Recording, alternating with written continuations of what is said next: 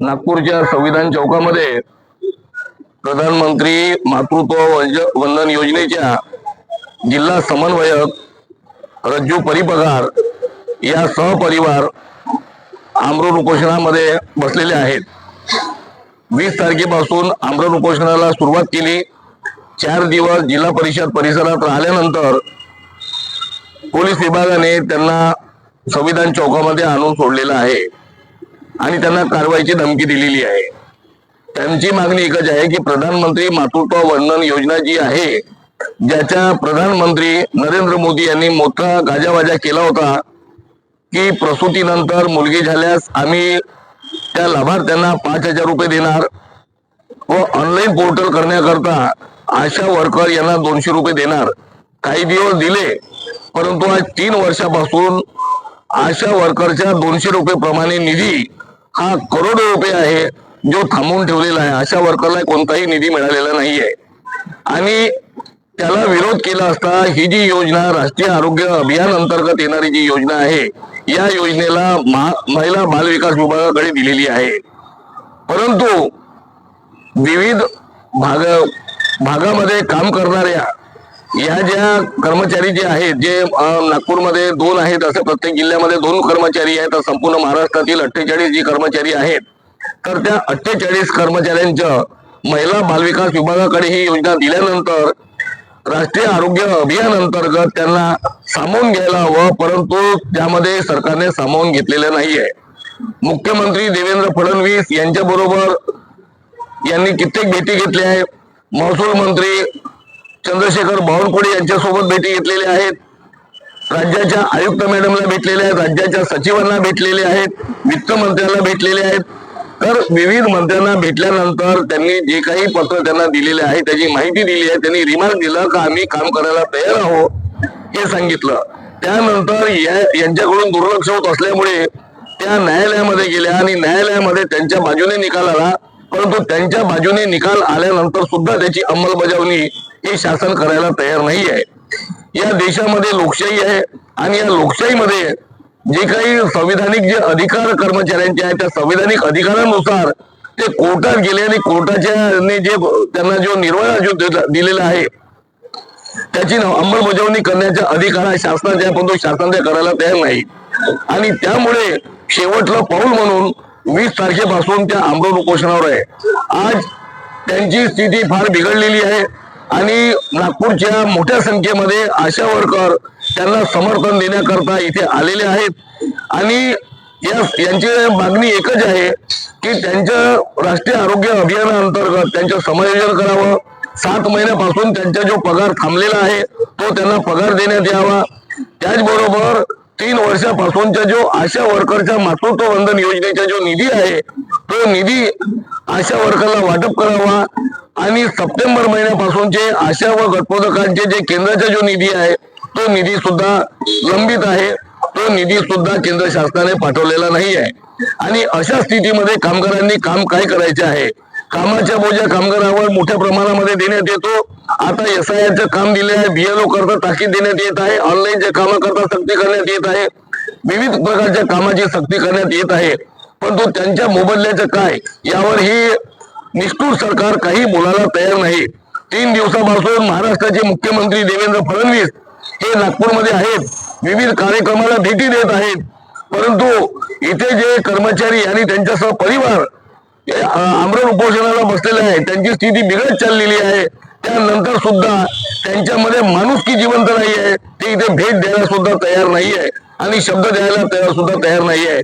शेवट आशा वर्कर या मोठ्या संख्येमध्ये आज इथे उपस्थित झालेले आहेत आणि CITUच्या अध्यक्ष या नात्याने मी घोषणा करतो की आज आमच्या आशांची सर्वांची मागणी आहे की मोठ्या संख्येने आम्ही त्यांच्या समर्थनात उभे राहू आणि 1 मे कामगार दिनी त्याआधी सरकारने योग्य निर्णय नाही घेतला, त्यांना न्याय नाही दिला तर रात्रभर आशा वर्कर इथे ठिय्या आंदोलन करणार ही भूमिका CITU तर्फे आम्ही घेत आहोत. धन्यवाद.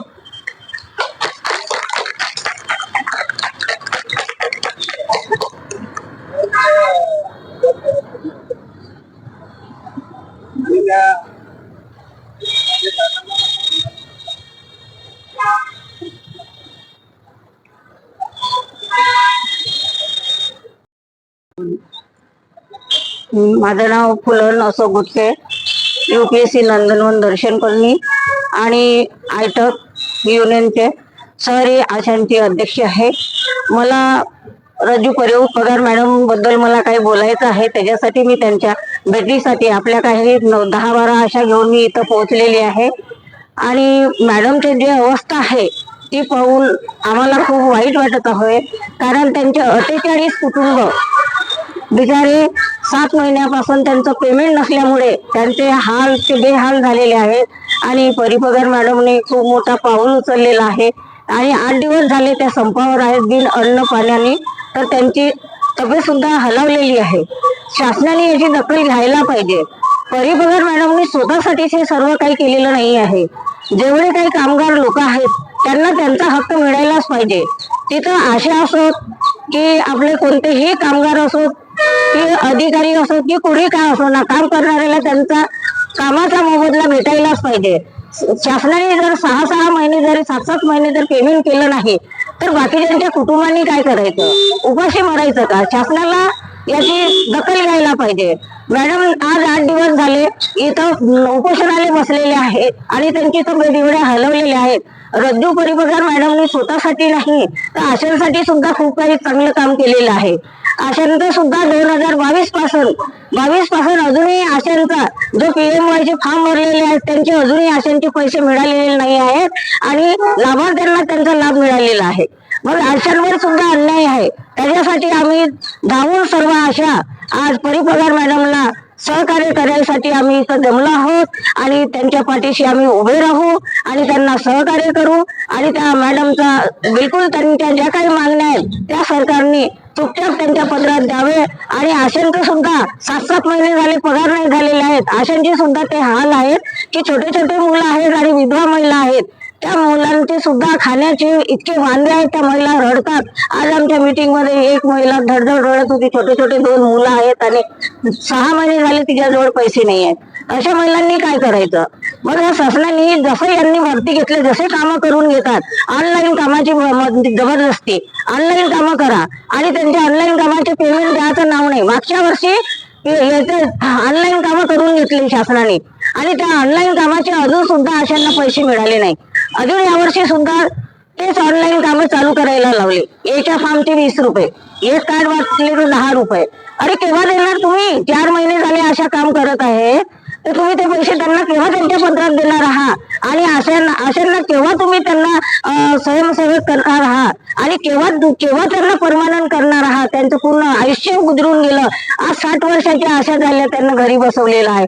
150 रुपयापासून त्यांनी काम केलं आशांनी आणि त्या 150 रुपयाच्या काम करणाऱ्या आशांना आज 2 पैसे भेटायला लागले तर त्या आशांना घरी बसवलं आणि त्यांना पेन्शन सुद्धा नाही आणि ग्रॅज्युटी सुद्धा त्यांना मिळाली नाही. तर सरकारला हे सुद्धा माझी एक विनंती आहे का आशांचे जे 60 वर्ष आहेत 60 ते 65 वर्ष करावे अशी मी त्यांना खूप मोठी विनंती करते सरकारला. आणि पगार मॅडमच्या पाठीशी जे 48 कुटुंब आहेत त्यांना न्याय द्यावे अशी मी त्यांना विनंती करते आणि मी माझे 2 शब्द संपवते. जय हिंद, जय भारत. नागपूरच्या संविधान चौकामध्ये मोठ्या संख्येने रज्जू पगार या ज्या आमरण उपोषणावर बसलेले आहेत त्यांना समर्थन देण्याकरता मोठ्या संख्येने आशा वर्कर उपस्थित झालेले आहेत.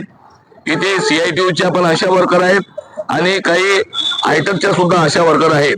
आणि इथे उपस्थित आशा वर्करांनी त्यांच्या नेतृत्वाने एकच निर्णय घेतलेला आहे की यांचं आंदोलन शेवटल्या टोकापर्यंत आम्ही घेऊन जाऊ आणि यानंतर तीव्र लढा आम्ही करू.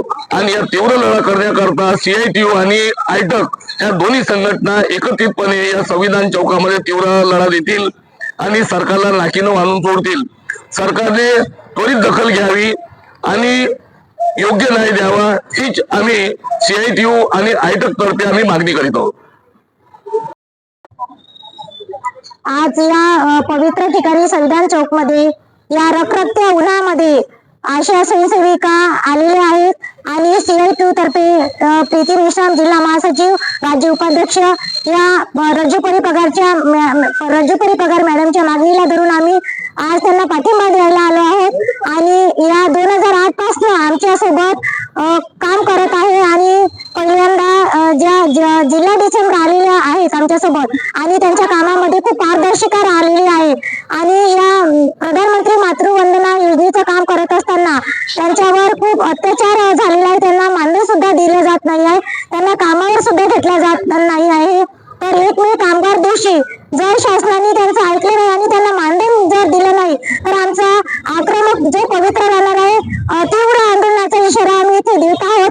आणि काळा दिवस म्हणून आम्ही 1 मे कामगार दिवशी आम्ही पार पाडू. इथे संविधान चौक मध्ये रात्रभर राहणार आणि परत येत्या 31 तारखेला आणि जून मध्ये 1 आणि 2, 3 या 4 दिवशी महाराष्ट्रामध्ये मोठा महापाडा होणार आहे.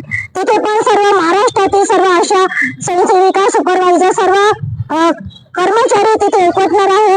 आणि खरोखर त्यांच्या कामामध्ये पारदर्शिता असल्यामुळे त्यांना न्याय मिळावा आणि लवकरात लवकर शासनाने त्यांचं मानधन द्यावं. कारण की त्यांचा परिवार उघडा पडलेला आहे. त्यांना कोण न्याय देणार, त्यांना खायला प्यायला कोण देणार. मुलं अत्यंत उपाशी तिथे राहते त्यांच्यासोबत. या परिवाराची शासनाला अत्यंत कडकडीची विनंती आहे की त्यांना लवकरात लवकर न्याय देऊन. आणि आमच्या आशेने सुद्धा 8 ते 10 महिने झालेले आहे केंद्राचं मानधन सुद्धा दिलं जात नाही. दर महिन्याला जे मानधन देत होते ते सुद्धा आता बंद करण्यात आलेलं आहे. तरी लवकरात लवकर शासनाने तोडगा काढावा.